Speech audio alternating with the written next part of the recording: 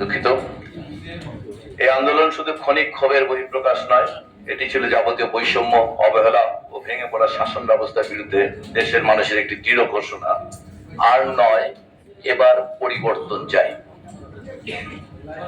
আজ স্বাস্থ্য ও পরিবার কল্যাণ মন্ত্রণালয়ের পক্ষ থেকে আমরা এই সংবাদ সম্মেলনের মাধ্যমে প্রতিটি নাগরিককে জানিয়ে দিতে চাই, বিদ্যমান স্বাস্থ্য সেবা নিয়ে আমরা আপনাদের কষ্ট শুনেছি, আপনাদের হতাশাকে অনুভব করার চেষ্টা করেছি। আমরা প্রতিশ্রুতি দিচ্ছি পরিবর্তন আসছে আর সংস্কার শুরু হয়ে গেছে। আমরা জানি দেশের উন্নয়নের জন্য সংবিধান, বিচার, প্রশাসন সব খাতেই সংস্কার প্রয়োজন। এটাই একমাত্র পথ যেটি বাংলাদেশকে এগিয়ে নিয়ে যেতে পারে।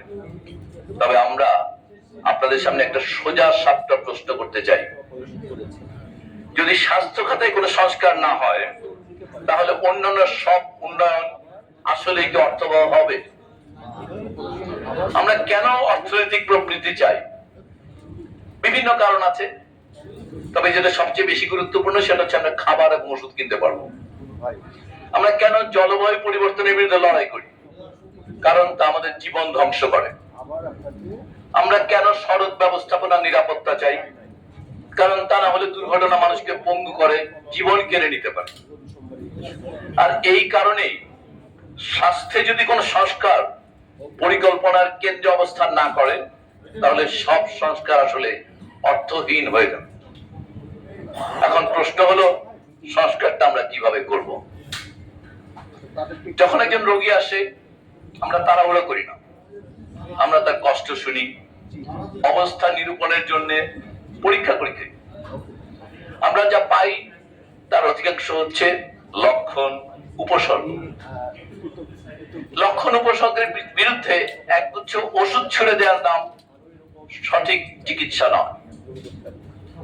এই লক্ষণ উপসর্গ বিশ্লেষণ করে আমরা আসল রোগ নির্ণয় করি, তার চেষ্টা করি, এবং শুধুমাত্র আমরা তখনই সঠিক ওষুধ দিয়ে রোগ সারাতে পারি যা রোগীকে দীর্ঘমেয়াদে পরিত্রাণ দিতে পারে। এই স্বাস্থ্যকর সংস্কারের ক্ষেত্রেও আমরা একই ধরনের প্রক্রিয়া অবলম্বন করার চেষ্টা করেছি। রোগের লক্ষণ বা উপসর্গ দেখে শুধু সাময়িক উপশমের চেষ্টা না করে আমরা চেষ্টা করেছি রোগ সারানোর দিকে মনোযোগ দেওয়ার। তাই আমরা তাড়াহুড়ো করিনি। প্রথমে আমরা সাধারণ নাগরিকদের কথা মন দিয়ে শোনার চেষ্টা করেছি, সমস্যাগুলোকে গভীরভাবে বোঝার চেষ্টা করেছি, সেগুলোর পেছনের কারণ নির্ণয় করার চেষ্টা করেছি। আর এই প্রক্রিয়ার অংশ হিসেবে আমরা সংস্কার কমিশনের প্রতিবেদন, বিশেষজ্ঞদের পরামর্শ, বিভিন্ন অংশীজনের মতামত, এগুলোর ভিত্তিতে আমরা একটা পরিকল্পনা বা রূপান্তরের উদ্যোগ আজকে আপনাদের সামনে উপস্থাপন করছি। আমাদের বিশ্বাস, স্বাস্থ্য খাতের যে সব সমস্যাকে আমরা রোগ হিসেবে চিহ্নিত করেছি, সেগুলোর অনেকটাই আমরা সারাতে পারবো।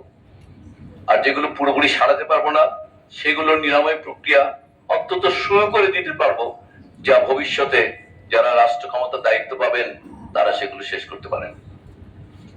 এখন আসুন আমরা প্রথমে জেনে নেই স্বাস্থ্য খাতের মূল রোগগুলো কি।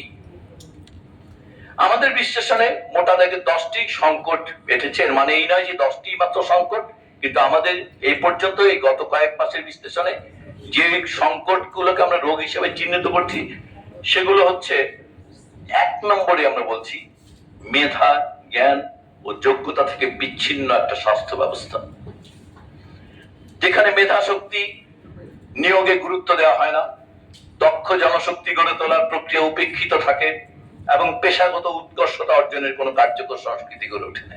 এটাই প্রধান রোগ আমরা মনে করি 1 নম্বর। দ্বিতীয় হচ্ছে অতিরিক্ত কেন্দ্রীভূত একটি স্বাস্থ্য ব্যবস্থা, যেখানে ঢাকার বাইরে সুযোগ, সম্পদ, সিদ্ধান্ত গ্রহণের স্বাধীনতা নেই বললেই চলে। এমনকি ঢাকার মধ্যেও হাসপাতাল এবং বিশেষায়িত সেবাগুলো ঢাকার 2-3টি অঞ্চলে মাত্র কেন্দ্রীভূত ভাবে আছে, যাতে এই শহরের আর দেশের অনেক মানুষের কাছে এগুলো আসলে সামগ্রিকভাবে অপ্রাপ্য এবং তারা সেখানে পৌঁছাতে পারে। 3 নম্বর রোগটি হচ্ছে বিশেষায়ন নির্ভর চিকিৎসা ও প্রাথমিক সেবার উপেক্ষা। এর ফলে মানুষ যখন প্রয়োজনীয় প্রাথমিক স্বাস্থ্য সেবা দিয়ে তার রোগ উপশম হতে পারত, তখন ওনাকে অনেক ব্যয়বহুল বিশেষায়িত সেবা গ্রহণ করতে বাধ্য হন তিনি। রোগ নাম্বার 4, স্বচ্ছতার অভাব এবং দায়মুক্তির সংস্কৃতি। এখানে আসলে এই স্বাস্থ্য খাতের ব্যর্থতা, অবহেলা অথবা দুর্নীতির জন্য সাধারণভাবে দীর্ঘদিন কেউ জবাবদিহিতা করেনি।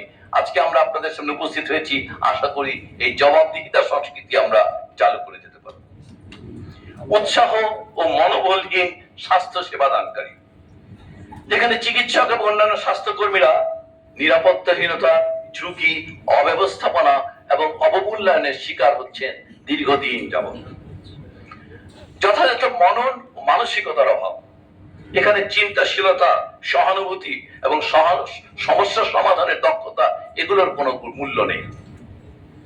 নৈতিকতার অবক্ষয় এবং স্বার্থের দ্বন্দ্ব, যেখানে অনেক সময় মানুষের জীবন এবং অধিকারকে পেছনে ফেলে দেয় ব্যক্তির এবং প্রতিষ্ঠানের স্বার্থ।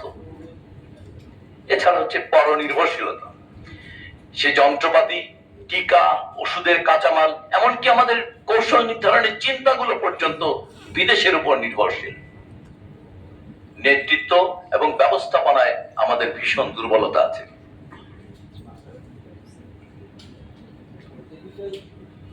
যার ফলে সংকটের সময় আমরা সঠিক সিদ্ধান্ত নিতে পারি না, তদারকি এবং সম্পদের যথাযথ ব্যবহার করতে পারি না। আর সবশেষে পরিকল্পনা ও বরাদ্দের অভাব এবং অসামঞ্জস্যতা, যেখানে নতুন ভবন নির্মাণ হয়, যন্ত্রপাতি কেনা হয়, কিন্তু সংশ্লিষ্ট বিশেষজ্ঞ অথবা টেকনিশিয়ান সেইখানে রক্ষণাবেক্ষণের কোনো ব্যবস্থা থাকে না। এখন চলুন আমরা দেখি এই রোগগুলো নিরসনে আমরা কি কি সংস্কার শুরু করেছি আর কি করতে চাই। প্রথমতই হচ্ছে মেধা, জ্ঞান ও যোগ্যতা থেকে বিচ্ছিন্ন একটা স্বাস্থ্য ব্যবস্থা। জুলাই অভ্যুত্থানের স্লোগান ছিল মেধা না কোটা, মেধা মেধা। আর তাই মেডিকেল, ডেন্টাল সহ স্বাস্থ্য শিক্ষার সকল ধরনের পরীক্ষায় কোটা পদ্ধতি বাতিল করা হয়েছে। আমাদের বিশ্বাস, নিয়োগ এবং পদায়ন হওয়া উচিত মেধা, অভিজ্ঞতা, কর্মদক্ষতার ভিত্তিতে। এই কারণে ইতিমধ্যেই ম্যাডাম উল্লেখ করেছেন যে আমাদের পদায়ন ব্যবস্থা সম্পূর্ণ স্বয়ংক্রিয় এবং মেধাভিত্তিক করতে আমরা একটি স্বচ্ছ অটোমেটেড ম্যাট্রিক্স চালু করেছি, যাতে কোনো ধরনের পক্ষপাতিত্ব, কোনো ধরনের চাপ এবং স্বজনপ্রীতির কোনো সুযোগ থাকবে না। যেখানে পদায়ন হবে শুধুমাত্র মেধাক্রম অনুযায়ী এবং সেই ব্যক্তির পছন্দ অনুযায়ী। আমাদের ম্যাডাম বলেছেন ইতিমধ্যেই নার্সদের এবারের নিয়োগে এই প্রক্রিয়া প্রথমবারের মতো অনুসরণ করা হচ্ছে। আগামীতে চিকিৎসক এবং স্বাস্থ্য ব্যবস্থার সকল স্তরে এই পদ্ধতি অনুসরণ করা হবে। স্বাস্থ্য সেবায় আসলে বিপুল জনশক্তির নিয়োগ প্রয়োজন হয়। এটা বিশাল সংখ্যক জনবলের নিয়োগ প্রক্রিয়া। আপনারা জানলে দুঃখ পাবেন যে বাংলাদেশ পাবলিক সার্ভিস কমিশনের একটি নিয়োগ প্রক্রিয়া সম্পূর্ণ হতে গড়ে সময় লাগে 3 বছর। স্বাস্থ্য সেবার মতন একটি জরুরি সেবা কাঠামোতে আসলে এই দীর্ঘ নিয়োগ প্রক্রিয়া একটা বড় ধরনের বাধা বিধায় এই বিপুল জনশক্তি নিয়োগের জন্য একটি পৃথক পাবলিক সার্ভিস কমিশন স্বাস্থ্য এটা প্রতিষ্ঠার ব্যাপারে সংশ্লিষ্ট সকল মহল একমত হয়েছেন। এটা আশা করা যায় এটা ইতিবাচক ভূমিকা ছাড়া দেখবে। মেধাভিত্তিক সমাজ প্রতিষ্ঠার জন্য আসলে প্রতিষ্ঠানগুলোকে উন্নত করা দরকার। বাংলাদেশের বেশ কিছু মেডিকেল কলেজ সম্পর্কে ইতিমধ্যে আলাপ হয়েছে যার শিক্ষার মান সন্তোষজনক নয়। সরকারি বেসরকারি মেডিকেল কলেজ সমূহ পরিদর্শনের একটা চেকলিস্ট ছিল দীর্ঘদিন যাবত, সেটাকে আধুনিকায়ন করে একটা ম্যাট্রিক্স করা হয়েছে এবং সেই ম্যাট্রিক্সের ভিত্তিতে সরকারি বেসরকারি সকল কলেজগুলোকে মূল্যায়ন করা হচ্ছে। এই চলমান প্রক্রিয়ায় ভিত্তিতে যে সকল ভালো কলেজ সেগুলোকে উৎসাহিত করা হবে, যেগুলো মানহীন কলেজ অথবা কম্প্রোমাইজ কোয়ালিটি সেগুলোর ক্ষেত্রে আসন সংখ্যা কমানো অথবা ভর্তি বন্ধ করার মতন সিদ্ধান্ত স্বাস্থ্য পরিবার কল্যাণ মন্ত্রণালয় গ্রহণ করবে। এটা কথাটা খুবই রূঢ়, কিন্তু এটা শুনতে রূঢ় শোনালেও আমরা সমস্ত দেশের নাগরিকদের কাছে অনুরোধ করব যে প্লিজ আপনারা বোঝার চেষ্টা করেন যে আসলে একটি মেডিকেল কলেজে শুধুমাত্র যখন মানহীন হয় সে শুধুমাত্র নিম্নমানের একজন ব্যক্তি চিকিৎসককে তৈরি করে না। ওই চিকিৎসককে তৈরি করার মধ্য দিয়ে 30 থেকে 40 বছরের জন্য ওই চিকিৎসকের কাছে যে মানুষরা রোগ নিয়ে উপস্থিত হন তাদের চিকিৎসা ঝুঁকিপূর্ণ হয়ে ওঠে। অতএব এই ধরনের একটি মানহীন মেডিকেল কলেজের ধারাবাহিকতা সারা দেশের জন্য 30-40 বছরের একটা স্বাস্থ্য ঝুঁকি সৃষ্টি করছে। অতএব সম্মানিত নাগরিকবৃন্দ, আপনারা এই মেডিকেল কলেজের উপস্থিতির সঙ্গে বিশেষজ্ঞের চিকিৎসা প্রাপ্যতাকে সম্পৃক্ত করবেন না। স্বাস্থ্য পরিবার কল্যাণ মন্ত্রণালয় নিশ্চিত করছে যে বিশেষজ্ঞের চিকিৎসা প্রাপ্যতার সঙ্গে একজন কার্ডিওলজিস্টের সঙ্গে একজন গাইনোকোলজিস্টের উপস্থিতির সঙ্গে মেডিকেল কলেজের অবস্থানের সম্পর্ক থাকবে না। সকল নাগরিকের এই বিশেষায়িত সেবা প্রাপ্তি নিশ্চিত করার পাশাপাশি ভবিষ্যতে এই স্বাস্থ্যযোগী তৈরিকারী চিকিৎসক তৈরির প্রতিষ্ঠানগুলো বন্ধ করা এই দেশের ভবিষ্যৎকে নিরাপদ করার জন্য প্রয়োজন। আপনারা আমাদের পাশে থাকবেন, এই নিশ্চিত থাকেন স্বাস্থ্য পরিবার কল্যাণ মন্ত্রণালয় কোনো বিশেষজ্ঞ সেবা আপনাদের কাছ থেকে বাড়িত করবে না, কিন্তু আপনাদের ভবিষ্যৎ প্রজন্মের ভবিষ্যতের কথা ভেবেই এই কঠিন সিদ্ধান্ত এই মন্ত্রণালয়কে নিতে হচ্ছে। আপনারা ইতিমধ্যে জেনেছেন অ্যাক্রিডিটেশন কাউন্সিল এখন থেকে এই প্রতিষ্ঠানের মান সংরক্ষণ করবে, কিন্তু মেডিকেল কলেজগুলো মূলত একটা শিক্ষা প্রতিষ্ঠান। আমরা একটা কথা বলি, সকালবেলা উঠে যদি আপনার গাড়িটি নষ্ট দেখেন, আপনি তাকে নিয়ে গাড়িটি নিয়ে কোথায় যান? আপনি পলিটেকনিক ইনস্টিটিউটে যাওয়ার কথা ভাবেন নাকি আসলে গ্যারেজে যাওয়ার কথা ভাবেন? তার মানে গাড়ি নষ্ট হলে যেভাবে সেবা যেখানে পাওয়া যায় নষ্ট গাড়ি গ্যারেজে যাওয়ার কথা ভাবেন, ঠিক একইভাবে সকালবেলা অসুস্থ হলে আসলে হাসপাতালে যাওয়ার কথা ভাবেন। কিন্তু আমাদের বড় শহরের বাসিন্দাদের একটা প্রবণতা হচ্ছে অসুস্থ হলে তিনি মেডিকেল কলেজে যাবেন। কলেজ একটা শিক্ষা প্রতিষ্ঠান, অর্থাৎ কলেজের সঙ্গে যে হাসপাতাল সেটা তার শিক্ষার জন্য প্রয়োজনীয় একটা হাসপাতাল। অর্থাৎ মেডিকেল কলেজের হাসপাতালগুলোর এই দুটি অংশ, একটি অংশ একাডেমিক, একটি অংশ ক্লিনিক্যাল সার্ভিস। অতএব আস্তে আস্তে পর্যায়ক্রমে এই দেশের বড় বড় হাসপাতাল যেগুলো মেডিকেল কলেজের সাথে আছে সেগুলোকে দুই ভাগে ভাগ করা, এবং ভবিষ্যতে আসলে মেডিকেল কলেজের জন্য যে হাসপাতাল সেটি কলেজের ল্যাবরেটরি, শিক্ষা এবং প্রশিক্ষণ গবেষণার স্থান। অতএব সেই একাডেমিক হাসপাতাল এবং এই ক্লিনিক্যাল সার্ভিসের জন্য সেবা হাসপাতাল, এ দুটো আসলে আলাদা হয়ে যাওয়া দরকার। তাহলেই শুধুমাত্র সত্যিকার অর্থে মানুষ তার প্রয়োজনের মুহূর্তে সেবা হাসপাতালে যাবে, এবং শুধুমাত্র শিক্ষা এবং প্রশিক্ষণের প্রয়োজনে যে রোগী তাদের দিয়ে আসলে প্রশিক্ষণ হাসপাতাল চলবে, যেটি একটি মানসম্মত ভাবে পরিচালনা সম্ভব। এখন প্রশ্ন হচ্ছে, এই প্রসঙ্গে আমি আপনাদের জানতে চাই, বাংলাদেশে আজকে এই মুহূর্তে যখন আপনাদের সামনে সারা দেশের মানুষের সঙ্গে আমরা যোগাযোগ করছি, এই মুহূর্তে দেশের সরকারি হাসপাতালে ফ্লোরে বিছানায় শুয়ে আছে 10 থেকে 12,000 রোগী। এই রোগীরা বাধ্য হয়ে বিছানা ফ্লোরে শুয়ে থাকে। তার মানে এই দেশের সরকারি স্বাস্থ্য কাঠামোর ন্যূনতম 15,000 শয্যা সংখ্যা বৃদ্ধি ছাড়া কোনো মানসম্মত চিকিৎসা সেবা দেওয়া সম্ভব না। এখন এটা কি ওভারনাইট সম্ভব? 15,000 শয্যা সংখ্যার হাসপাতাল অবকাঠামো সম্প্রসারণের জন্য যদি ইমিডিয়েটলি 20,000 কোটি টাকা বরাদ্দ করা হয়, তাতেও 3 থেকে 5 বছর সময় লাগবে। এইরকম কোন ড্রাস্টিক সিদ্ধান্ত, এরকম বিপ্লবী রাজনৈতিক সিদ্ধান্ত নেওয়া অন্তর্বর্তীকালীন সরকারের পক্ষে আসলে তো সম্ভব নয়। কিন্তু আমরা এটি চিহ্নিত করেছি, আমরা বিদেশি সাহায্য, বিভিন্ন বন্ধু রাষ্ট্রের সহায়তা, এমনকি সরকারি বিনিয়োগেও বেশ কিছু শয্যা সংখ্যা বৃদ্ধির পরিকল্পনা হাতে নিয়েছি। বেশ কিছু স্ট্রাকচার হয়ে আছে যেগুলোতে জনবল নেই, সেগুলোকে ফাংশনাল করে আমরা আমাদের শয্যা সংখ্যার সামর্থ্য বাড়ানোর চেষ্টা করছি।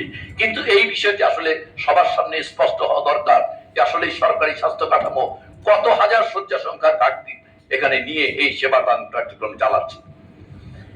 পাশাপাশি একটা গবেষণার ইস্যু আছে। শিক্ষার পাশাপাশি গবেষণায় মেডিকেল বিশ্ববিদ্যালয়, বিভিন্ন মেডিকেল কলেজ এবং অন্যান্য প্রতিষ্ঠানে গবেষণা সহায়তা দেওয়া হবে, কিন্তু এটা গবেষণার জন্য গবেষণা না, এটা বাংলাদেশের স্বাস্থ্য সমস্যা চিহ্নিত করে সেই সমস্যার সমাধান খোঁজার জন্য গবেষণা করা দরকার। অতএব একটি ভালো ট্র্যাক রেকর্ডের গবেষক এবং দেশের জন্য প্রয়োজনীয় একটি সমস্যা, সেটি একটি নিয়মবদ্ধ গবেষণার মাধ্যমে আমরা সেই প্রশ্নের একটা উত্তর খুঁজতে চাই।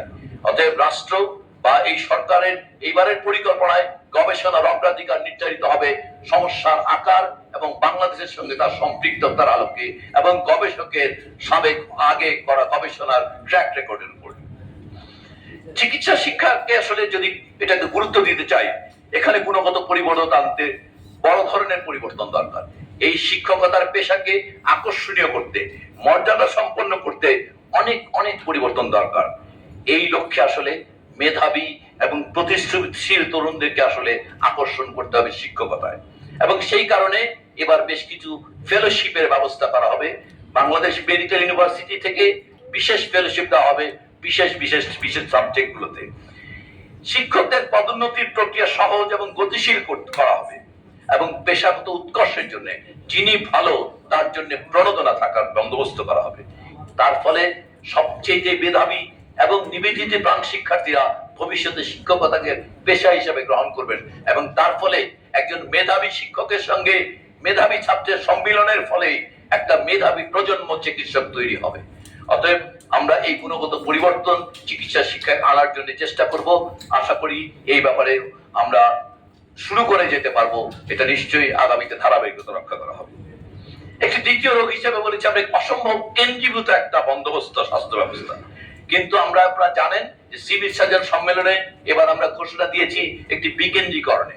ওই একই দিনে বিভাগ এবং জেলা পর্যায়ে স্বাস্থ্য অধিদপ্তরের প্রচুর ক্ষমতা বিকেন্দ্রীকরণ করা হয়েছে। অর্থাৎ আমরা চেষ্টা করছি বিকেন্দ্রীকরণের, যার ফলে স্থানীয় পর্যায়ে দ্রুত সিদ্ধান্ত তারা গ্রহণ করতে পারেন। আরেকটা হচ্ছে কেন্দ্রীভূত ভাবে আসে সকল স্বাস্থ্য সেবা। আপনি সকল ন্যাশনাল ইনস্টিটিউট ঢাকা শহরে এক অদ্ভুত কাঠামো, সমস্ত মানুষকে বিশেষায়িত সেবার জন্য ঢাকায় আসার কোনো বিকল্প নেই। এই বন্দোবস্ত দিক থেকে আমরা ঘুরে আসতে চাই।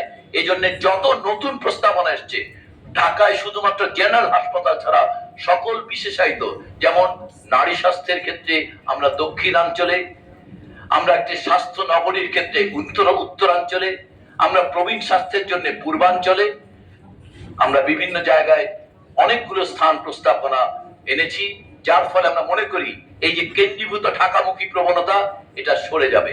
নারী স্বাস্থ্যের জন্য একটা দক্ষিণাঞ্চলে যদি একটি ইনস্টিটিউট গড়ে ওঠে, যদি উত্তরাঞ্চলে একটি স্বাস্থ্য নগরী গড়ে ওঠে রংপুরে, যদি চট্টগ্রামাঞ্চলে একটি প্রবীণ স্বাস্থ্য, আমরা জানি দেশে প্রায় 1 কোটির চেয়ে বেশি এখন প্রবীণ, এটা এবং পর্যায়ক্রমে বৃদ্ধি পাবে।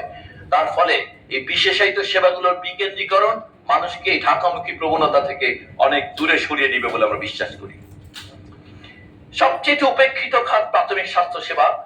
একটা বড় জার্গন আছে, বিশেষায়িত সব জায়গায় বলা হবে সার্বজনীন স্বাস্থ্য সেবা অর্জনের জন্য বিশেষায়িত স্বাস্থ্য সেবাকে, প্রাথমিক স্বাস্থ্য সেবাকে অগ্রাধিকার দিতে হবে। এটা ট্রান্সলেট করতে পারতে হবে ইনটু রিয়ালিটি, মানে এটাকে বাস্তবতায় রূপ দিতে পারতে হবে। এটা শুধুমাত্র একটা লিখিত রূপে থাকলে তো চলবে না। আমরা মনে করি এবারে আমরা 2 পর্যায়ে, গ্রাম অঞ্চলের জন্য প্রাথমিক স্বাস্থ্য সেবা এবং নগরবাসীর জন্য প্রাথমিক স্বাস্থ্য সেবা, এই 2 ভাগে এটাকে স্পষ্ট স্পেল আউট করা হবে এবং এটার আইনি কাঠামো দেওয়া হবে। আমরা, আপনারা জেনেছেন ইতিমধ্যেই, এটা বারবার বলা হয়েছে যে সংবিধানে সাংবিধানিক অধিকার হিসেবে স্বাস্থ্য যেভাবে উল্লেখিত আছে সেটা একটি আদায়যোগ্য অধিকার নয়। আমরা এবার সুপারিশ করছি, সংস্কার কমিশন করেছে, মন্ত্রণালয়ের পক্ষ থেকে যারা এই সংস্কারের সঙ্গে সম্পর্কিত তাদের কাছে বলা হচ্ছে যে প্রাথমিক স্বাস্থ্য সেবা প্রদানের দায়িত্ব রাষ্ট্রের, এটি একটি আদায়যোগ্য উপাদান হিসেবে সংবিধানে সংরক্ষিত হবে। এটার জন্য জনবলের যে প্রয়োজনীয়তা ইতিমধ্যে শুনেছেন, আমাদের প্রায় 7,000 প্রাথমিক চিকিৎসকের পদে খালি আছে। এর মধ্যে ইতিমধ্যে জরুরি ভিত্তিতে বিশেষ বিসিএস এ 3,000 চিকিৎসক নিয়োগের ব্যবস্থা নেওয়া হয়েছে, 3200 নার্স নিয়োগ চলছে, আগামীতে 5,000 নার্স নিয়োগের জন্য পদ সৃষ্টির ব্যবস্থা করা হচ্ছে। অর্থাৎ প্রাথমিক স্বাস্থ্য সেবার জন্য প্রয়োজনীয় জনবল এবং একেবারে ইউনিয়ন পর্যায়ে আমাদের 3 ধরনের জনবল আছে: family welfare assistant, health assistant এবং কমিউনিটি হেলথ কেয়ার প্রোভাইডার। এই 3 ধরনের এই যে কম্পার্টমেন্টাল বা টানেলের মতো এগুলোকে ইন্টিগ্রেট করে একীভূত করে মানুষের দোরগোড়ায় সেবা পৌঁছানোর এবার ব্যবস্থা করা হবে, যেটার নাম হবে প্রাথমিক স্বাস্থ্য সেবা, যাতে অন্তর্ভুক্ত থাকবে মানসিক স্বাস্থ্য এবং প্রবীণ স্বাস্থ্য, নারী স্বাস্থ্যের মতন নতুন নতুন উপাদানগুলো। আমরা মনে করি এই ফ্যামিলি ফিজিশিয়ান ধারণাটি বাংলাদেশে পরিচিত হয়নি। আসলে পরিবারের, দুনিয়ার আধুনিক দেশগুলোতে এই ফ্যামিলি ফিজিশিয়ানের ধারণাটি অনেক প্রবল। এটি কোনো কোনো দেশে জেনারেল প্র্যাকটিশনার নামে, কোনো কোনো দেশে ফ্যামিলি ফিজিশিয়ান নামে। আমরা এটি এবার বিভিন্ন উচ্চ পর্যায়ের সঙ্গে আলোচনা করা হয়েছে, বিভিন্ন জায়গায় এই কোর্সগুলো চালু হবে। এছাড়া বয়স্ক মানুষদের সহ বিভিন্ন দীর্ঘমেয়াদী অসুস্থ মানুষের সেবার জন্য কেয়ার গিভার একটা প্রফেশন আছে, যেটা আমাদের দেশে এখনো যথেষ্ট ভালোভাবে চালু হয়নি। এই কেয়ার গিভারদেরকেও আমরা প্রাতিষ্ঠানিক চেহারা দিয়ে এটার জন্য ডিপ্লোমা, শর্ট কোর্স এবং সার্টিফিকেট কোর্স, বিভিন্ন ধরনের কোর্সের মাধ্যমে বিভিন্ন দক্ষতার কেয়ার গিভার প্রায় লক্ষ তৈরি করতে হবে, এবং যাদের চাহিদা দেশে এমনকি বিদেশেরও বহু দেশে চাহিদা আছে। আমরা একটা শব্দ প্রায় অনেকদিন যাবত আলোচিত হতে হতে শব্দটির গুরুত্ব হারিয়ে গেছে, এর নাম রেফারেল। এবার বলতে চাই যে রেফারেল হাসপাতালগুলো আসলে জেলা এন্ড অ্যাবাভ, যে জেলা হাসপাতাল, মেডিকেল কলেজ এবং জাতীয় ইনস্টিটিউট এগুলো সবগুলো রেফারেল হাসপাতাল হিসেবে ট্রিটেড হবে। এবং তাহলে রেফারেল কেন চালু করা যায় না? চালু করা যায় না কারণ তাহলে তার প্রাইমারি পয়েন্ট অফ কন্টাক্ট কে হবে, তার প্রথম চিকিৎসক, এই কথাটা আসলে আমরা নির্দিষ্ট করে বলতে পারিনি এতদিন। এইবার আমরা বলছি শহর এবং গ্রাম দুই অঞ্চলের জন্য প্রাইমারি কেয়ার ফিজিশিয়ান হবে সরকারি স্বাস্থ্য ব্যবস্থার জন্য, তাদের ইউনিয়ন অথবা শহরের জন্য ওয়ার্ড ভিত্তিক, এবং এছাড়া বেসরকারি খাতেও যারা প্র্যাকটিস করবেন যে কোনো গ্র্যাজুয়েট ফিজিশিয়ান হবেন প্রাইমারি কেয়ার ফিজিশিয়ান, যাকে টাচ করে ওনাকে এই সেকেন্ডারি রেফারেন্স হাসপাতালগুলোর সেবা গ্রহণ করতে হবে। এটা বাধ্যতামূলক করার আগে এই প্রাইমারি পয়েন্ট অফ কন্টাক্টে আমাদের ডাক্তার পাঠানো দরকার। অতএব এটা একটা ট্রানজিশনাল সময়, এই 3000 চিকিৎসক নিয়োগের পরে আমরা আশা করি এটাকে আংশিকভাবে বাধ্যতামূলক করা যাবে। সেবার জন্য ইমার্জেন্সি মেডিসিন একেবারে এই দুটো সাবজেক্ট বাংলাদেশে নেই। বাংলাদেশে সবচেয়ে বেশি ইনফেকশন হয়, ইনফেকশন ডিজিজ স্পেশালিস্ট আছে একজন। অতএব তিনটি বিষয়ে বিশেষজ্ঞ বাড়ানোর জন্য আমরা বিশেষ গুরুত্ব দিতে চাই। তার মধ্যে দুটি নতুন ভাবে চালু করা এবং ইনফেকশন ডিজিজে আকর্ষণ করা সবাইকে, এটা আমরা মনে করি বাংলাদেশের আগামী দিনের স্বাস্থ্য যে ব্যবস্থা হবে এই রূপান্তরের জন্য একটি মৌলিক উপাদান হবে এই ধরনের বিশেষজ্ঞ তৈরি করা। আরেকটা হচ্ছে যে কোনো সময় আমাদের যদি কাউকে প্রশ্ন করি হাসপাতাল যাচ্ছি, সেখান থেকে যেটা নিয়ে ফিরবো সেটা নাম একটা প্রেসক্রিপশন, সেখানে আসলে কি থাকে? আমরা কোনো ওই সমস্ত শব্দাবলী যদি নাও বলি, আমরা বুঝি যে স্বাস্থ্য বা চিকিৎসার জন্য মৌলিক উপাদান হচ্ছে ওষুধ, কিন্তু এই ওষুধের মতো উপাদানটিকে আসলে বিজ্ঞানসম্মত ভাবে আপনাদের মানুষের হাতে পৌঁছে দেওয়ার কোনো ব্যবস্থা আছে? এখন পর্যন্ত একটি মুদি দোকান এবং ওষুধের দোকানের মধ্যে যে মৌলিক ফারাক থাকার দরকার ছিল সেই মৌলিক ফারাকটা অনুপস্থিত। ফার্মেসি হওয়া সে তো আরো অনেক দূরের কথা। ফার্মেসির একটা বিশ্বজনীন ব্যবস্থা ডেফিনেশন আছে, সেটা এই দেশে কোনোদিনই আমরা স্থাপন করতে পারিনি হাতে গোনা কিছু ব্যতিক্রম ছাড়া। অতএব এবার সরকার উদ্যোগ নিচ্ছে যে সরকার একটা ফার্মাসিউটিক্যাল সার্ভিসেস অর্থাৎ একটা ফার্মেসি নেটওয়ার্ক এস্টাবলিশ করবে। প্রাথমিকভাবে সরকার তার নিজস্ব হাসপাতালে, পরবর্তীতে সে এই নেটওয়ার্কের সঙ্গে সবাইকে যুক্ত করার জন্য, বিশেষ করে আমরা এই ব্যাপারটা একটা নতুন ধারণাকে বলছি যে সমবায় ভিত্তিক ফার্মেসি বিভিন্ন এলাকায় গড়ে উঠতে পারে যারা এই নেটওয়ার্কে যুক্ত হবে। এর ফলে সরকার তার দায়িত্ব পালনের পাশাপাশি সমস্ত এলাকাবাসীকে আসলে তাদের নিজস্ব নিরাপদ এবং মানসম্মত ওষুধ প্রাপ্তির সঙ্গে তাদের বিনিয়োগ এবং তাদের সম্পর্ক যুক্ত করে দিতে চায়। এর ফলে সারা দেশের 18 কোটি মানুষ আসলে তাদের নিরাপদ ওষুধ প্রাপ্তির ব্যবস্থার সঙ্গে নিজেদেরকে সম্পর্কিত করতে পারবে। আমরা প্রথম ধাপে কিছু ফার্মাসিস্ট নিয়োগ দিব এবং পরবর্তীতে সত্যিকারের যে স্বাস্থ্য হাসপাতালের জন্য যা প্রয়োজন সেগুলো প্রস্তাবনা করে পাঠাচ্ছি। আমরা আশা করব যদি আমরা সক্ষম হই আগামী 5-6 মাসে, তাহলে প্রচুর গ্র্যাজুয়েট ফার্মাসিস্টের পদ সৃজন করতে পারবো। আরেকটা রোগ বলছি আমরা স্বচ্ছতার অভাব, এবং স্বচ্ছতার অভাব এবং দায় মুক্তির যে সংস্কৃতি, মানে আমাদের কোনো দায় দায়িত্ব নেই, এটা থেকে উত্তরণের জন্য ডিজিটালাইজেশনের বিকল্প নেই। অতএব প্রকিউরমেন্ট, যেটা সম্পর্কে সবচেয়ে বেশি অভিযোগ দুর্নীতি, সেটাকে আমরা ইলেকট্রনিক করার জন্য বাধ্যতামূলক করে দিয়েছি 1 জুলাই থেকে। আর একটি হেলথ আইডির কথা প্রায় শোনা যায়, digitalise health ID, unique health ID, বিভিন্ন নামে। মনে রাখা ভালো, এখন পর্যন্ত যেটাকে আমরা এনআইডি বলি এটা আসলে একটা ভোটার আইডি। অতএব এটার সঙ্গে আরো অনেক তথ্য যুক্ত হলে এটা ন্যাশনাল আইডি হয়ে উঠবে। আমরা মনে করি আমরা অ্যান্টিনেটাল কেয়ার, মাতৃগর্ভে থাকা অবস্থায় তিনি যখন আসবেন সেই সময় থেকে অ্যান্টিনেটাল কেয়ার থেকে ডেথ পর্যন্ত সকল স্বাস্থ্য সম্পর্কিত তথ্য যখন যুক্ত হবে, তখনই সেটা একটা ন্যাশনাল আইডি 50 থেকে 60 তথ্য ওখানে চলে আসবে। এর বাইরে থাকবে কিছু অর্থনৈতিক তথ্য আর কিছু মামলা মোকদ্দমা রিলেটেড তথ্য। অতএব আমরা মনে করি ইউনিক হেলথ আইডি বাংলাদেশের সকল মানুষের হেলথ ন্যাশনাল আইডি গড়ে ওঠার পক্ষে একটা বড় ধরনের প্রথম পদক্ষেপ হবে। এবং আপনারা জানেন ইতিমধ্যে 11 কোটি মানুষের তথ্য আমাদের দেশের সুরক্ষার মাধ্যমে সংগৃহীত আছে। আমাদের বিভিন্ন ভ্যাকসিনেশনের প্রোগ্রামের জন্য যে সেখানে তথ্য আছে কোটির উপরে। অতএব আমরা চাইলেই শুধু এই ডট গুলোকে কানেক্ট করে দিলেই আমরা একটা বড় সংখ্যক তথ্য ভান্ডার গড়ে তুলতে পারি, যেটা বাংলাদেশকে এই ন্যাশনাল আইডি করার ব্যাপারে হেল্প করতে পারবে। আমরা আরেকটা ডিজিটালাইজেশন করতে চাই, প্রায় বলা হয় অমুক মেশিন নষ্ট, এমআরআই মেশিন নষ্ট, লিনিয়ার এক্সেলারেটর নষ্ট। আমরা নিশ্চিত করছি যে আগামী 1 থেকে 1.5 মাসের মধ্যে দেশের দামি, এখানে একটা ডেফিনেশন আছে যে আমরা প্রাথমিকভাবে 300 দামি যন্ত্রপাতিকে আইওটির মাধ্যমে কানেক্ট করব, যেটা 48 ঘন্টা বন্ধ থাকলেই আমাদের ড্যাশবোর্ডে অ্যালার্ট থাকবে। এবং আমরা মনে করছি এই বন্দোবস্ত চালু করা হলে রিঅ্যাকশন টাইম অনুযায়ী এই যন্ত্র বন্ধ থাকার যে আমরা বারবার পত্রিকায় দেখার পর রেসপন্ড করে 3 থেকে 6 মাস এই ঘটনাটি কমে যাবে। আইওটি আগামী 1 থেকে 1.5 মাসের মধ্যে আমরা আশা করি চালু হয়ে যাবে। মেডিকেল ট্যুরিজমকে অ্যাড্রেস করতে চাই, আবার চাইও না। এটা মেডিকেল ট্যুরিজমের রিভার্স করার চেষ্টা করা বলতে পারেন। এটা খুব আকর্ষণীয় শোনায়, কিন্তু এটা আসলে খুব বাস্তবসম্মত বা দরকারিও না।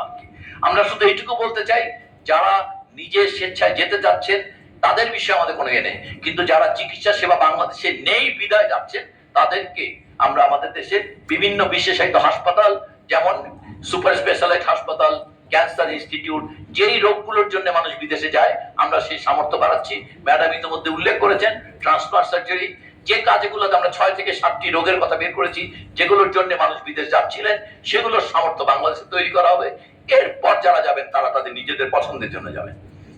এখন এই স্বাস্থ্য ব্যবস্থার আরেকটি রোগ হচ্ছে একেবারেই মনোবলহীন এই স্বাস্থ্য। চিকিৎসকরাই বলি আর প্রশাসকরাই বলি, আমাদের কোনো মনোবল নেই। কারণটা কি? কারণ আমাদের কোনো কর্ম পরিকল্পনা আমরা দেখি না। আমরা যখন কাজে যোগ দিই তারপর আসলে কোথায় যাব, কি হব, এটা এতটাই অনিশ্চিত যে আমরা আমাদের মধ্যে কোনো কর্মস্পৃহা থাকে না। এর ফলে এই পেশাগত আগ্রহ তৈরি করার জন্য, অনুপ্রেরণা এবং স্বচ্ছতা নিশ্চিত করার জন্য আমরা একটা কর্ম পরিকল্পনা প্রস্তাবনা করেছি। গত পরশুদিন আমরা বিশদ আলোচনা করেছি গতকাল। আমরা আশা করি এটার মধ্যে যে ছোটখাটো আলাপ আলোচনার জায়গা আছে সেগুলো কারেক্ট করে আমরা আমাদের সময়কালেই এটাকে চূড়ান্ত করে যেতে পারবো, যাতে একজন চিকিৎসক অথবা নার্স তার কর্মজীবনের শুরুতেই তিনি কিভাবে, তিনি কি একজন শিক্ষক হতে চান, তিনি কি একজন ক্লিনিশিয়ান হতে চান পিওরলি, নাকি তিনি প্রাইমারি কেয়ার প্রাথমিক স্বাস্থ্য সেবা অথবা পাবলিক হেলথে যেতে চান, নির্বাচন করতে পারেন। এবং একটা নির্দিষ্ট সময় পরে উনি যদি সেটাতে অসফল হন তিনি যেন আবার একটি বিকল্প জায়গায় যেতে পারেন, এই ব্যাপারটি আমরা নিশ্চিত করতে চাই। একটা কথা খুব সত্য যে স্বাস্থ্য সেবার সঙ্গে যারা জড়িত, এদের সঙ্গে এই সেবার সঙ্গে জড়িত ব্যক্তিবর্গ একটা বিশেষায়িত সেবা। এটা এত বেশি মানুষ এবং জীবন মৃত্যু দুটো বিষয় এই দেশে না, পৃথিবীতে আর কোনো পেশার মানুষ একসাথে করে না। যদি বলি জীবন মৃত্যু, বলতে পারেন ফায়ার সার্ভিস তো আসলে জীবন মৃত্যু সন্ধিক্ষণে কাজ করে, কিন্তু সে অনেক মানুষকে নিয়ে কাজ করে না। যদি বলে অনেক মানুষ, বলবেন শিক্ষা ব্যবস্থা তো অনেক মানুষকে নিয়ে কাজ করে, কিন্তু সে জীবন মৃত্যু নিয়ে কাজ করে না। এই স্বাস্থ্য সেবা এই বহু মানুষ এবং জীবন মৃত্যু এই দুটো বিষয়কে একসাথে হ্যান্ডেল করতে হয় যারা এই স্বাস্থ্য সেবার সঙ্গে সম্পর্কিত। অতএব এই মানুষদেরকে আসলে ইনসেন্টিভাইজ কিভাবে করা যায়, তাদের মধ্যে অনুপ্রেরণা কিভাবে জাগিয়ে রাখা যায়, কিভাবে তাদের মনন মানসিকতায় এই সেবার মানসিকতাকে জাগরিত রাখা যায়, এটার জন্য আমরা অনেক কর্মপরিকল্পনা নিয়েছি। সেটা ইন্টার্নি চিকিৎসক থেকে শুরু করে নার্স এবং সকল স্বাস্থ্য কর্মীদের জন্য আমরা প্রস্তাব করছি একটি বিশেষায়িত বেতন বোর্ড, ব্র্যাকেটে স্বাস্থ্য খাত বলে। আমরা আশা করছি এই বিষয়ে আমাদের সরকারের এই সময়কালে আমরা চেষ্টা করব, যারা নীতি নির্ধারক, উপদেষ্টা পরিষদ এবং প্রধান উপদেষ্টা, আমরা আশা করব মাননীয় প্রধান উপদেষ্টা দিক নির্দেশনায় এই ধরনের একটি বেতন বোর্ড গড়ে উঠবে, যেটি স্বাস্থ্য সেবার সঙ্গে সম্পর্কিত সকল জনশক্তির মধ্যে একটি বিশেষ যে সেবা দেওয়ার জন্য যে প্রণোদনা সেটি তৈরি করতে সাহায্য করবে, ন্যায্য পারিশ্রমিক প্রাপ্তি নিশ্চিত করবে, পেশাগত দায়িত্ব বা স্থায়িত্ব নিশ্চিত করবে। এরপর হচ্ছে এটা মনন এবং মানসিকতার অভাব। আমরা আসলে স্বাস্থ্য সেবাকে একটা যান্ত্রিক সেবা বানিয়ে ফেলেছি, এটা একটা সাধারণ সেবা পরিণত হয়েছে। অথচ স্বাস্থ্য সেবার সঙ্গে একটা শব্দ আছে আসলে, এটা হওয়ার কথা যত্ন। শব্দটাই উঠে গেছে, এটা সেবা না, আসলে এটা যত্ন, এটা সহানুভূতি এবং মানবিক সংযোগের প্রতীক। কিন্তু এই শব্দগুলো স্বাস্থ্যের সঙ্গে দীর্ঘদিন অব্যবহারের কারণে স্বাস্থ্য একটা বাসের যে সেবা, প্লেনের যে সেবা অথবা দোকানের যে সেবা, সেরকম একটা সেবা মনে হয়। কিন্তু মনে রাখা দরকার, স্বাস্থ্য আসলে একটা যত্নের ব্যাপার, স্বাস্থ্য একটা সহানুভূতির ব্যাপার, স্বাস্থ্য একটা মানবিক সংযোগের ব্যাপার। আর এই বিষয়গুলো, এই শ্রদ্ধা, সহমর্মিতা এবং মানুষের প্রতি মানুষের দায়বদ্ধতা, এই ব্যাপারটা যদি সেবাদানকারী এবং সেবা গ্রহীতার মধ্যে যুক্ত করা না যায়, তাহলে কখনোই মানসম্মত সেবা অর্জন করা সম্ভব না। আরেকটা হচ্ছে, আমরা ভর্তি পরীক্ষাটা নেই শুধুমাত্র কারিকুলাম নির্ভর। ওনারা এরা কি বলে, ফিজিক্স, কেমিস্ট্রি, বায়োলজিতে কত পেলেন, অঙ্কে অথবা জেনারেল নলেজ, এর অদ্ভুত কথা। এই নাম্বার নিশ্চিত ভাবেই তার একটা দক্ষতা নির্ভর করে, মানে নির্ণয় করে। কিন্তু একজন চিকিৎসক অথবা নার্স বা ডেন্টাল সার্জন হওয়ার জন্য এই শুধুমাত্র কি বলে ফিজিক্স, কেমিস্ট্রি, বায়োলজি, ম্যাথমেটিক্স এর পাওয়া নাম্বার, এইখানের উপর ভিত্তি করে কি তার ভেতরে ওই হার্ট এন্ড ব্রেইনের পার্টিকুলার কম্বিনেশনটা আছে কিনা সেটা মাপা এখন যৌক্তিক মনে করা হয় না। পৃথিবীর বহু দেশ এর বাইরে আরো বহু কিছু মাপার ব্যবস্থা করেছে। এবং আমাদের দেশেও ইতিমধ্যেই আমাদের চিকিৎসা শিক্ষার যে অধিদপ্তর তারা এগুলো এক্সারসাইজ করছে। আমরা আশা করব যে আসলে অ্যাপটিটিউড গুলো মাপার জন্য যে ধরনের টুলস বিশ্ব স্বীকৃত আছে সেগুলো আগামী ভর্তি পরীক্ষায় সকল ধরনের স্বাস্থ্য জনশক্তির ভর্তি পরীক্ষায় সেগুলো যুক্ত করে আমরা সত্যিকারের আলাদা করতে পারবো যে মেধাবীদের মধ্যে আসলে কে চিকিৎসা বিজ্ঞানের জন্য উপযুক্ত, কে ইঞ্জিনিয়ারিং এর জন্য, আর কে অ্যাস্ট্রোফিজিক্স এর জন্য। অতএব শুধুমাত্র মেধায় তারপরও তো তার মধ্যে আসলে পার্থক্য আছে। অতএব এই বিশেষায়িত পার্থক্যগুলো ধীরে ধীরে আমরা স্বাস্থ্যসেবা সকল ভর্তি পরীক্ষায় ইন্ট্রোডিউস করার চেষ্টা করব। ইতিমধ্যে বিভিন্ন কারিকুলাম গুলোর রিভিউ চলছে, বিডিএসটা হয়েছে, এমবিবিএসটা চলছে, কমিটি করা হচ্ছে, বাকিগুলোও করা হবে। এছাড়া একটা মেডিকেল হিউম্যানিটিস, ম্যাডাম যেটা বলছিলেন, এটা একটা বই প্রকাশ করা হয়েছে যেখানে আছে বিহেভিয়ারাল সায়েন্স, যেখানে মেডিকেল এথিক্স এবং কমিউনিকেশন স্কিলের মতো বিভিন্ন বিষয় সেখানে অন্তর্ভুক্ত করা আছে। এছাড়া আমরা মনে করি যে ডাক্তাররা যে পড়াশোনা করেন পুরো পড়াশোনাটা হয় একটা মেডিকেল কলেজের টারশিয়ারি লেভেলের কেয়ারের মধ্যে, হাসপাতালে, অ্যাজ ইফ এমন একটা ভাব যে ওইরকম একটা হাসপাতালের মধ্যে উনি আবার পাস করার পর দিন কাজ করবেন, যেটা সত্যি সত্যি বাস্তবতা নয়। অতএব বাস্তবে একজন চিকিৎসক পাস করার পর যে অবস্থায় কাজ করবেন তার সঙ্গে ওনার ওই যে শখের দেখা 15 দিন বা 1 মাস, এটা আসলে তাকে ওই রূপান্তর করতে আসলে অনুপ্রাণিত যথেষ্ট করে না। তারপরও আমরা বেশ কিছু জায়গায় কিছু অব্যবহৃত অবকাঠামোকে এই ছাত্রদের যাওয়ার জায়গা হিসেবে 5টি জায়গায় ইতিমধ্যেই চেষ্টা করা হচ্ছে সেগুলো ব্যবহার করার। কিন্তু মূলত ট্রানজিশনটা হবে যখন আমরা বিশেষজ্ঞদের সঙ্গে ইতিমধ্যেই বিভিন্ন আলাপ আলোচনা শুরু করেছি। এটাকে ভাবা হচ্ছে যে 12 মাসের জায়গায় যদি 18 মাস ইন্টার্নশিপ ইন্ট্রোডিউস করা যায় এবং 6 মাস গ্রামে প্লেসমেন্ট করা যায়, এটা মনে হতে পারে একটা বিপ্লবী পরিবর্তন, কিন্তু এটা আসলে বাংলাদেশের বাস্তবতায় চিকিৎসকদেরকে সঠিকভাবে তারা যে ভবিষ্যতে কাজ করবেন সেই কাজ করার পরিবেশের সঙ্গে পরিচিত করাবে এবং যার ফলে ওনারা নিজেদেরকে আসলে ওইখানে গিয়ে এলিয়েন অথবা ক্ষমতা হারিয়েছেন মনে করবেন না। অতএব এই অংশীজনরা যদি আমাদেরকে বিশেষজ্ঞরা এই ব্যাপারটিতে ইতিবাচক পরামর্শ দেন, আমরা অবশ্যই আগামীতে এটি বাস্তবায়ন করব। সেটি কোন সেশন থেকে কিভাবে পদ্ধতিতে বাস্তবায়ন হবে সেগুলো বিশেষজ্ঞদের পরামর্শের উপর ভিত্তি করে তৈরি করা হবে। আরেকটা কথা খুবই আলোচিত, মানে আপনারা যেহেতু মিডিয়া কর্মী আপনাদের সঙ্গে বলছি যে নৈতিকতা এবং স্বার্থের দ্বন্দ্ব। এই বিভিন্ন ফার্মাসিউটিক্যাল কোম্পানি, ডায়াগনস্টিক সেন্টার, বিভিন্ন হাসপাতাল তাদের থেকে চিকিৎসক বা স্বাস্থ্য কর্মীদেরকে বিভিন্ন ধরনের অনৈতিক বিভিন্ন উপহার, উৎকোচ এগুলো সম্পর্কে অনেক আলোচনা হয়। আমরা নিশ্চিত করতে চাই এগুলো বন্ধে কড়া পদক্ষেপ নেওয়া হবে। এই ধরনের জিনিস বন্ধ করার জন্য পৃথিবীর বিভিন্ন দেশে আইন আছে, সেগুলো পর্যালোচনা করা হয়েছে এবং সেগুলোর অনেকে খসড়া আইন আমরা প্রণয়ন করেছি। সেই খসড়া আইনে সব ধরনের উপহার, আর্থিক লেনদেন এবং সুবিধা নিষিদ্ধ করা হবে শুধুমাত্র শিক্ষামূলক এবং ন্যায্য প্রয়োজন ব্যতীত। যেমন কন্টিনিউইং মেডিকেল এডুকেশন, বৈজ্ঞানিক সম্মেলন বা নির্ধারিত শিক্ষা সামগ্রী, এসব ক্ষেত্রে ব্যয় করতে পারবেন, কিন্তু সেটাও হতে হবে স্বচ্ছ এবং জনসমক্ষে সেটা প্রকাশ করতে হবে। উল্টো ভাবে আবার যদি বলি, কোম্পানির সঙ্গে সোসাইটি গুলোর একটা সম্পর্ক আছে, অতএব এই আর্থিক সম্পর্ক স্বচ্ছতার আওতায় থাকতে হবে। কোন কনফারেন্স বা বৈজ্ঞানিক সভা অবশ্যই ফার্মাসিউটিক্যাল কোম্পানি বা ডিভাইস কোম্পানি সহায়তা করতে পারে, কিন্তু সেটা সবাই মানুষকে সেটা জানতে হবে। এটা স্বচ্ছ প্রক্রিয়াতে প্রকাশযোগ্য একটা তালিকায় অন্তর্ভুক্ত থাকতে হবে এবং এগুলো ব্যাংকের মাধ্যমে লেনদেন হওয়াটাই বাঞ্ছনীয় হবে। ক্যাপাসিটি এর 700 লোকবল কমানোর পরও প্রোডাকশন ক্যাপাসিটি বেড়েছে। এটার উৎপাদন খরচ আগের চেয়ে হ্রাস পেয়েছে এবং গত বছরের তুলনায় এবার 30 কোটি টাকা তারা সংস্থান করেছে। 11টি ওষুধের মূল্য কমেছে, যার গড় 10 থেকে 110% পর্যন্ত। আমি একটি উদাহরণ বলবো যেটি 790 থেকে 380 টাকাতে নেমেছে একটি ওষুধ। অতএব আমি স্পষ্ট বুঝতে পারেন যে কি পরিমাণ মূল্য হ্রাস তারা করতে পেরেছে। তারা আমাদের ধারণা দিয়েছে যে আরো 5টি ওষুধের মূল্য তারা আগামী 1 সপ্তাহের মধ্যে আমাদেরকে প্রস্তাব করতে পারবে হ্রাসকৃত মূল্য। ইডিসিএল তৃতীয় প্রজন্মের কন্ট্রাসেপটিভ উৎপাদনে চলে গেছে ইতিমধ্যে। বাংলাদেশে যে পরিবার পরিকল্পনা অধিদপ্তর তার চাহিদা ইডিসিএল এককভাবে পূরণ করতে সক্ষম। প্রতিদিন 70 লক্ষ ট্যাবলেট উৎপাদনের সামর্থ্য নিয়ে ইডিসিএল এর 3rd জেনারেশন কন্ট্রাসেপটিভ প্ল্যান কাজ শুরু করেছে।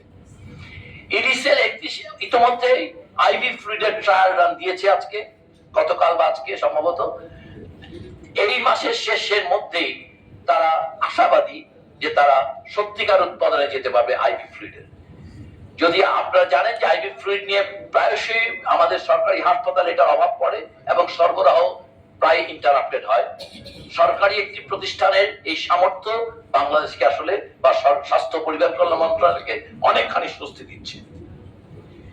এছাড়া এই আমরা যতক্ষণ ইডিসিএল এর সামর্থ্য না বাড়বে ততক্ষণ বেসরকারি খাত থেকে স্ট্র্যাটেজিক প্রকিউরমেন্টের মাধ্যমে স্বাস্থ্য পরিবার কল্যাণ মন্ত্রণালয় আগামীতে সকল অত্যাবশ্যক ওষুধের নিরবচ্ছিন্ন সরবরাহ নিশ্চিত করার পদক্ষেপ গ্রহণ করবে, যেটি পর্যায়ক্রমে রিসোর্স দিবেন। মানে আমাদের যে পরিমাণে আর্থিক বরাদ্দ বাড়তে থাকবে পর্যায়ক্রমে আমরা বেশি বেশি ওষুধ সরবরাহের দায়িত্ব মন্ত্রণালয় গ্রহণ করতে আরম্ভ করবে এবং সেটা যেহেতু কৌশলগত প্রকিউরমেন্ট, এটা কোনোভাবে ইন্টারাপ্টেড হবে না, যেটা প্রায় ঘটে এখনো। ইভেন আমরা দেখেছি আমরা দায়িত্ব নেওয়ার পরেও একাধিকবার ইন্টারাপশন হয়েছে।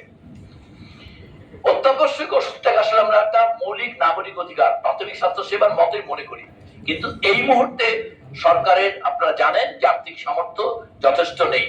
অতএব এই তালিকার মধ্যে একটি অংশ দিয়ে সরকার কাজ শুরু করবে এবং পর্যায়ক্রমে এই তালিকার অন্যান্য ওষুধগুলোর প্রাপ্যতা নিশ্চিত করবে এবং সহজলভ্যতা নিশ্চিত করার জন্য তার নিজস্ব ফার্মেসি নেটওয়ার্ককে ব্যবহার করবে। আপনারা নিশ্চয়ই খেয়াল করেছেন এর আগে আপনাদের প্রায়শই ওষুধের মূল্য বৃদ্ধি শিরোনাম হতো। আমরা নিশ্চয়ই আমরা আজকে এটুকু বলতে পারি গত 9 মাস কোথাও এই শিরোনামটি আসেনি। এটার জন্য অবশ্যই আমাদের অধিদপ্তর এবং উৎপাদক দুই পক্ষই ধন্যবাদ পেতে পারে, কিন্তু এটা আমাদের একটা নীতিগত অবস্থান ছিল অবশ্যই। আপনারা আরো নিশ্চয়ই জানেন গত কয়েকদিন আগে স্টেন্টের মূল্য হ্রাস করা হয়েছে কোনটির 80,000 পর্যন্ত। এইটাকে আমরা যদি বলি যে তাহলে তার আগের অবস্থাটা কি ছিল, এই প্রশ্নটা আমরা তুলতে চাই না, কিন্তু আমরা এটা হ্রাস করার মধ্য দিয়ে আমরা সমগ্র জাতির সামনে উন্মোচিত করে দিলাম যে আসলে 10,000 থেকে 80,000 টাকা পর্যন্ত মূল্য কমানোর সুযোগ আছে বা ছিল। অতএব আমরা 9 মাস কোন ওষুধের মূল্য বৃদ্ধি পাইনি, স্টেন্টের মূল্য হ্রাস করেছে এবং আমরা বলছি এসেনশিয়াল ড্রাগ কোম্পানি তার নিজস্ব উৎপাদিত ওষুধের ক্ষেত্রে মূল্য হ্রাস করেছে 100 পর্যন্ত। এছাড়া আমাদের অ্যান্টি ক্যান্সার ড্রাগে আপনারা জানেন যে আমরা ট্যাক্স প্রত্যাহার করেছে সরকার এবং তার ফলে 5 থেকে 10% অ্যান্টি ক্যান্সার ড্রাগের ওষুধের দাম কমছে। ইডিসিএল একটা ভ্যাকসিন প্ল্যান্ট এবং বায়োটেক প্ল্যান্ট আছে।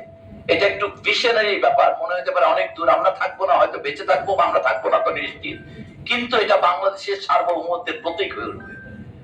আপনারা নিশ্চিত থাকতে পারেন এই ভ্যাকসিন এবং বায়োটেক প্ল্যান্ট বাংলাদেশের শুধুমাত্র ভ্যাকসিন নয়, বায়োসিমিলার উৎপাদনের সামর্থ্যের মধ্য দিয়ে এই দেশের মানুষকে আধুনিক ওষুধ এবং নতুন ভ্যাকসিনে অ্যাক্সেস নিশ্চিত করবে। এটা রিভাইজ ডিপিপি, আমরা টেকনিক্যাল টার্মিনোলজি ডিপিপি রিভিশন করে এটা কিছুদিন পরে একদিকে তোলা হবে। আমরা আশা করি ঢাকা থেকে 30 কিলোমিটারের মধ্যেই এইরকম একটি প্ল্যান্ট হবে এবং সেই প্ল্যান্টটি আমাদের দেশের জন্য একটা গৌরবের হবে। তার আমরা এটা আশা করি 2030 সালে এটা উৎপাদনে যাবে, কিন্তু এটি আমরা নিশ্চিত যে এটা বাংলাদেশের জন্য একটা গৌরবের বিষয় হবে এবং বাংলাদেশ লো এবং মিডল ইনকাম কান্ট্রিজ গুলোর মধ্যে ভ্যাকসিন এবং বায়োসিমিলার সরবরাহের একটা হাব হয়ে উঠবে। নেতৃত্ব এবং ব্যবস্থাপনার ক্ষেত্রে আমাদের একটা দুর্বলতা আছে। ম্যাডাম মনে করিয়ে দিচ্ছেন যে এটার পরিচালনার ব্যাপারটা অবশ্যই যেন সঠিকভাবে হয়, এটা অবশ্যই, কিন্তু আমরা বলতে চাই না, আমরা আশাই করব, আমরা ইতিবাচকভাবে আশাবাদী থাকতে চাই যে এই প্ল্যান গুলো নিশ্চয়ই সঠিক নেতৃত্বে সঠিকভাবে পরিচালনা করা হবে। নেতৃত্ব ব্যবস্থাপনায় দুর্বলতা, এটা হচ্ছে স্বাস্থ্য ব্যবস্থাপনায় একটা ইনহেরেন্ট কম্পোনেন্ট। আমরা প্রায় দেখি যে আমাদের যারা ব্যবস্থাপক তাদের আসলে প্রশিক্ষণ নেই। এখন একজন চিকিৎসকের তার চিকিৎসা বিদ্যা জ্ঞান অথবা উনি যখন বিশেষজ্ঞ হয়ে ওঠেন ওনার তো এটা থাকার কথাও না, কিন্তু আমাদের একটি প্রতিষ্ঠান আছে সাভারে, দুর্ভাগ্যজনক এই প্রতিষ্ঠানটি তৈরি হওয়ার পর 3 বছর যাবত এটিকে ফাংশনাল করা যায়নি। আমরা ইতিমধ্যেই পরিকল্পনা করেছি, এটির নাম Bangladesh institute of health management, আমরা সেটিকে ফাংশনাল করব। এবং এছাড়াও আমরা খুবই আনন্দিত যে আমরা সরকারের আরেকটি একাডেমি আছে, national academy for development and administration. এই দুটো প্রতিষ্ঠানকে আমরা আসলে এই দেশের স্বাস্থ্য ব্যবস্থাপনায় যুক্ত উপজেলা থেকে ডিজি পর্যন্ত সকল পর্যায়ে কর্মকর্তাদেরকে প্রশিক্ষিত করার কাজে এই দুটো প্রতিষ্ঠানকে আমরা ব্যবহার করব।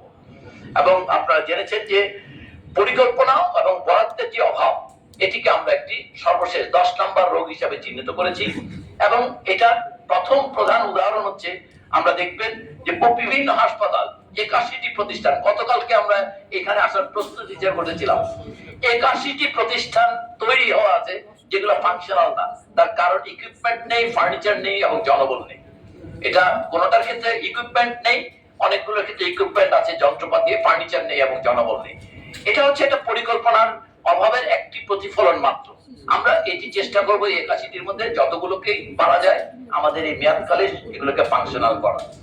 কিন্তু খেয়াল করেন যে বিদ্যুৎ উৎপাদন, ব্রিজ কনভার্ট, এগুলো নিশ্চয়ই প্রয়োজন একটা দেশের জন্য, কিন্তু সৌন্দর্য বর্ধন এগুলো প্রয়োজন, কিন্তু এগুলোর সাথে তুলনা করলে কি আসলে স্বাস্থ্য অবকাঠামো তৈরির যে প্রয়োজনীয়তা এটাকে তুলনা করা যায়? আমরা সেই জন্য একটু আগে যেটা বলেছিলাম, আমরা আশা করবো আপনাদের মাধ্যমে সারা দেশবাসী জানা দরকার 10 থেকে 12,000 মানুষ আজকে হাসপাতালের ফ্লোরে শুয়ে আছে। এই শয্যা যদি ব্যবস্থা না করা যায়, ওনারা বাধ্য হয়ে শুয়ে আছে। এবং এটা অদ্ভুত বাস্তবতা, আমরা গত কিছুদিন যাবত জানছি এমনকি বেসরকারি হাসপাতালের শয্যাও এখন সম্পূর্ণ অকুপাইড। আপনারা যদি সাংবাদিক, আপনারা চাইলেই জানতে পারবেন।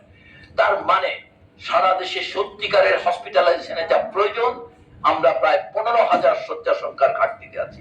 এটা ওভারনাইট করা সম্ভব না, বারবার বলছি, কিন্তু এটা যে বিপুল বিনিয়োগ এবং রাষ্ট্রের কমিটমেন্ট দরকার। আপনাদের মাধ্যমে আমরা আশা করব আপনারা জনগণের মধ্যে এই মতামতটি জনপ্রিয় করবেন, যেন তারা এই ব্যাপারটা আগ্রহী থাকে এবং তারা যেন সবার মধ্যে চাপটি তৈরি করে। এখন আমরা কি করছি, এই যে সমস্যাগুলো বললাম, কিছু কাজ করেছি। তার মধ্যে একটি হচ্ছে আমরা প্রয়োজনীয়তা যাচাই করে আগামীতে পরিকল্পনা করতে চাই। কোন বিশেষজ্ঞের কতজন প্রয়োজন, কতজন নার্সের কোন স্তরে প্রয়োজন, অর্থাৎ এই যে নিড অ্যাসেস করে প্ল্যানিং করা, এই ব্যাপারটি গ্রসলি ল্যাকিং ছিল।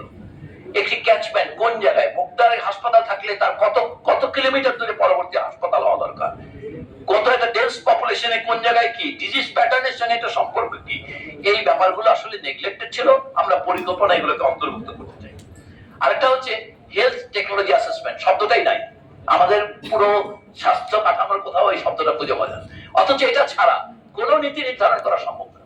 আমরা যদি একটা ওষুধ বলি, একটা ডিভাইস বলি, অথবা একটা ডায়াগনস্টিক মেশিন বলি, এটা তো এই অ্যাসেসমেন্টটা, এই টেকনোলজিটা কতখানি কস্ট ইফেক্টিভ, এটা অ্যাসেস না করে এটা ওই দেশে বা ওই হাসপাতালে স্থাপন করা চলে না। আমরা ইতিমধ্যে চিহ্নিত করেছি আমাদের দেশে 2-1 বিশেষজ্ঞ আছে, আমরা তাদের এবং তাদের সঙ্গে বিদেশি বিশেষজ্ঞ দিয়ে এই স্বাস্থ্য প্রযুক্তি আর্থিক মূল্যায়ন, তার উপযোগিতা মূল্যায়নের একটা বিজ্ঞানসম্মত পদ্ধতি এবং এটার জন্য একটা আলাদা ইউনিট স্থাপন করার চেষ্টা করব। আরেকটা হচ্ছে খুবই সহজ জিনিস, সেটা হচ্ছে যে সকল সেবার একটা মূল্য নির্ধারণ করে, সেটা আমরা যখন রোগী হাসপাতাল থেকে বেরিয়ে যাবেন তিনি একটি চিরকুট পাবেন যেটি সরকার কর্তৃক পরিশোধিত। এটার একটি মাত্র সুবিধা, ওই মানুষটি বুঝতে পারবেন তিনি কি পরিমাণ মূল্যে সেবা পেলেন। দ্বিতীয়ত, ওইটার গায়ে লেখা মূল্য বাইরের যে বাজারটা আছে, বেসরকারি বাজারের উপর একটা চাপ সৃষ্টি করবে। অতএব আমরা যদি বলি ওষুধটার দাম 11 টাকা অথবা পরীক্ষাটার দাম 100 টাকা, এটা রোগীকে বোঝাবে যে তিনি কত টাকা সর্বমোট সেবা পেলেন। পাশাপাশি ওই সেবাগুলো বেসরকারি খাতে যেটা আছে সেটা মূল্যায়ন করতে বাকি মানুষকে সাহায্য করবে। এখন এগুলোকে আমরা প্রাতিষ্ঠানিক কি চেহারা দেওয়ার চেষ্টা করছি, আমরা এটাকে একটা মৌলিক অধিকার বলেছি যে সংবিধানে অন্তর্ভুক্ত করার চেষ্টা করা হচ্ছে, আর সাধারণ মানুষের মধ্যে এটার বিষয়ে আগ্রহ বাড়ানোর চেষ্টা করছি। আসলে আমরা শুধু শেষ যে কথাটুকু বলতে চাই সেটা হচ্ছে আগামী দিনগুলোতে আপনারা সকল পক্ষকে শুধু একটি প্রশ্ন করবেন যে আপনি ব্যক্তি হিসাবে অথবা আপনার পরিবারের মানুষের স্বাস্থ্য রক্ষায় তিনি কি পরিকল্পনা করেছেন। আমরা আপনাদের মাধ্যমে 18 কোটি মানুষ সবাইকে বলবো আপনারা সবাইকে এই প্রশ্নটি করবেন, কারণ এই প্রশ্নের উত্তরেই নিহিত আছে বাংলাদেশটি আসলে একটি কল্যাণমুখী রাষ্ট্রের রূপান্তরের দিকে হাঁটবে নাকি হাঁটবে না। সাধারণ নাগরিকদের এবং আপনাদেরকে আগামী দিনগুলোতে আমাদের পাশে থাকার জন্য আহ্বান জানাচ্ছি। ধন্যবাদ।